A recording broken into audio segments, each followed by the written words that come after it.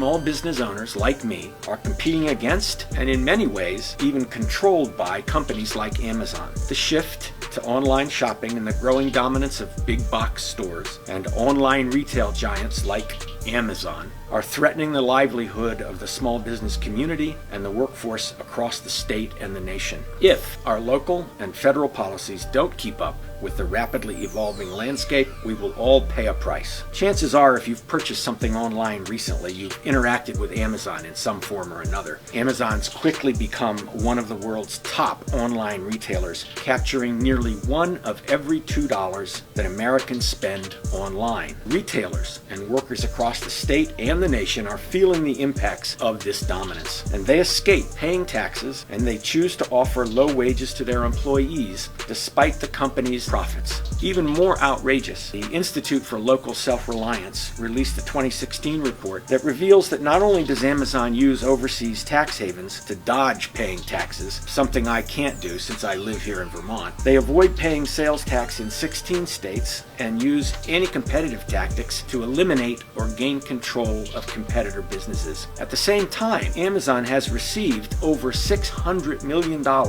in public subsidies since 2005 to support the creation of its fulfillment centers. Amazon's CEO, Jeff Bezos, is now infamously known for having surpassed Warren Buffett as the richest person in the world. He reached a net worth recently of $158 billion.